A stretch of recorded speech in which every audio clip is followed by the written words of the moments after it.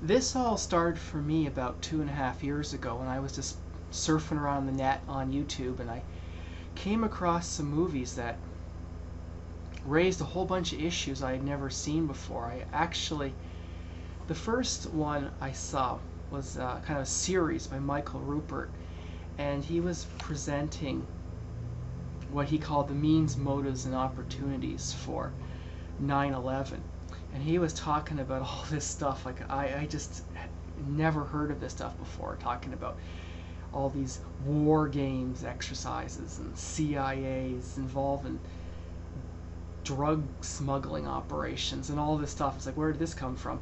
And the same thing I also at the time was, because I was just playing around, had came across a few different videos from the John F. Kennedy assassination that I had never seen before. I mean, most people, including myself, had probably seen the Zapruder film before, which is the famous one with him driving down the street, coming up from behind the highway street sign, putting his hands up to his neck and so on, and the famous back and to the left scene.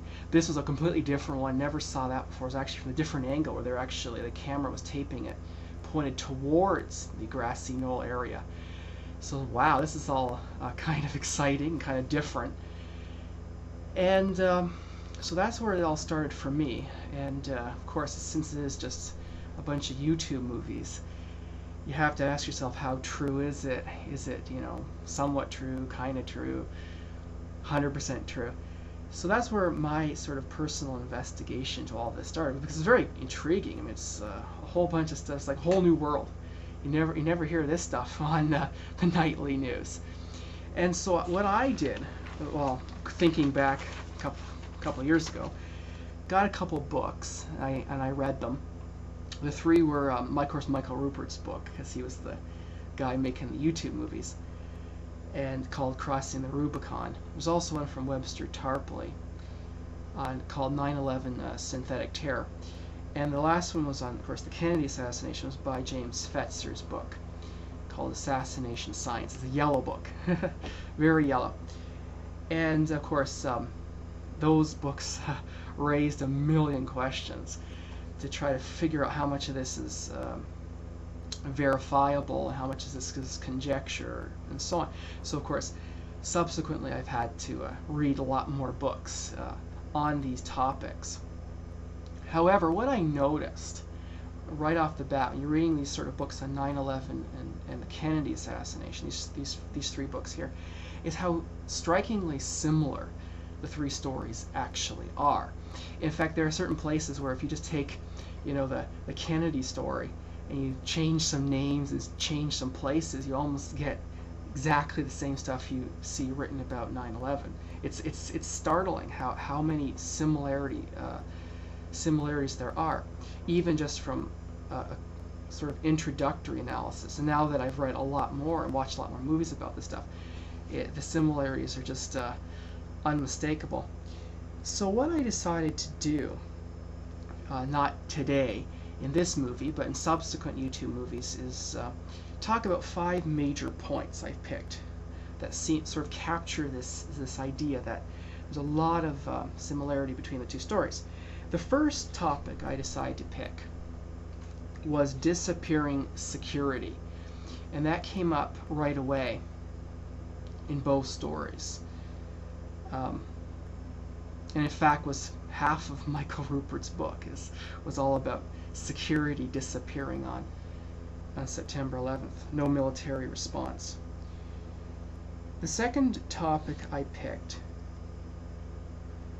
I called Patsies cover up Fall Guys. Fall Guys, yes.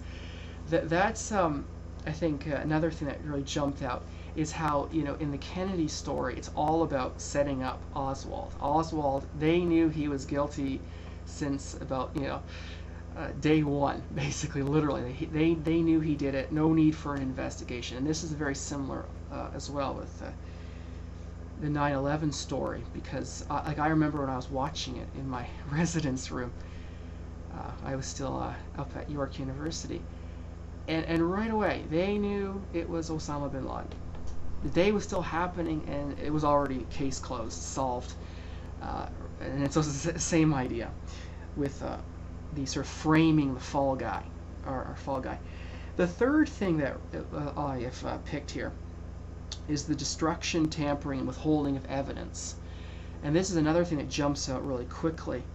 And because I remember one of the first things I read in Tarpley's book was about, because I kind of, when I say I read books like this, I kind of flip through them at random and read, this chapter, and then maybe go back to this chapter and kind of whatever kind of catches my eye, is this thing about how the steel at the Trade Center buildings was quickly taken away, and no one was allowed to take pictures and everything like this.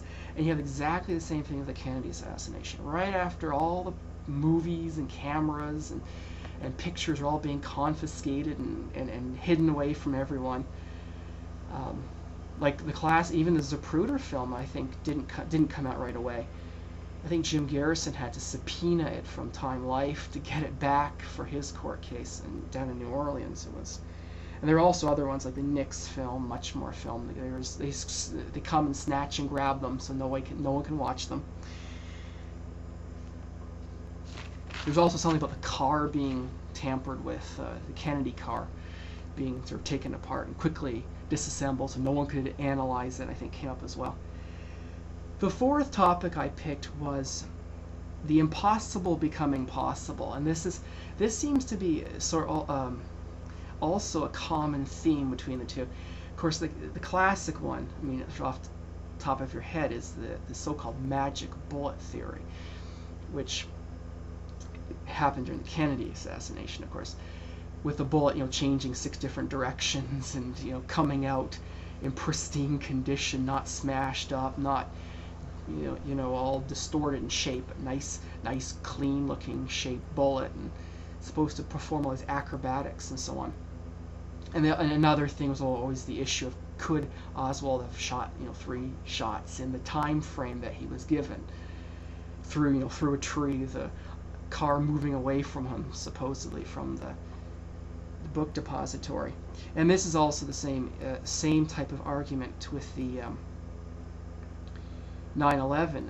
The classic example of this is the whole issue of World Trade Center Building 7 and how this one collapsed.